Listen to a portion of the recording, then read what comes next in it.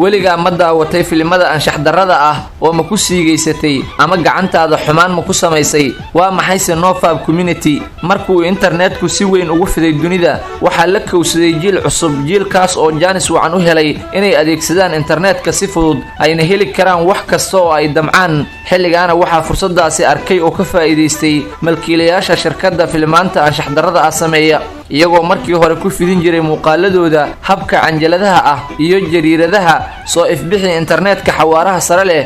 bilowgiisii waxa ay shirkadahaasi kor u qaadeen tayada aflaanta anshax darrada ah ee ay soo baahin jireen, iyaga oo furtay webseedyo kuwaas oo ilaa iyo maanta jira. maalinba maalinka ka dambaysa waa ay sii xoogaysanayaan. bilowgoodii waxa ay ku bilaabeen galmo nin iyo naag ah, markii dalabkii iyo lacagta tarandhaafka ah ee xaddaafka ay ka heleen ayna bateen jiilka caadaystay daawashada filimaantan waxa ay noqdeen kuwo awood leh, waxaana ay isbeddel ku sameeyeen noocyadii hore iyaga oo soo kordhiyay kuwo ka daran kuwii hore.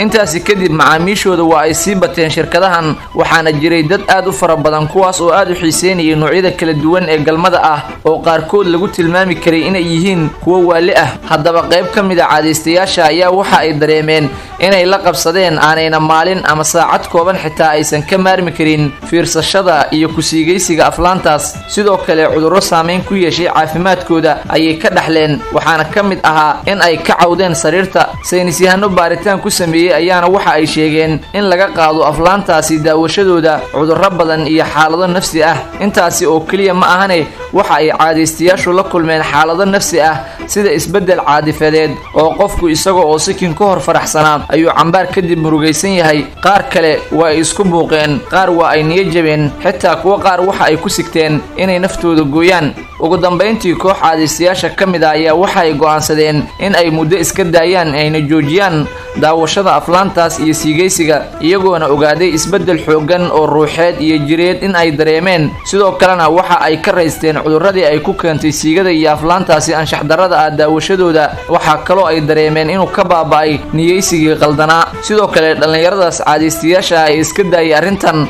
waxaa jira koox caan noqotay oo garab siisa, waxaana kooxdaasi la yidhaahdaa nofab community, iyadoona caadaystayaashii hore ay ku taageertay inay caadaystayaasha kale ka adkaadaan caadooyinka xunxun, sidoo kalena ay ku garab istaagaan, talana ay ka siiyaan inay ka joogaan arrintaasi qaldan.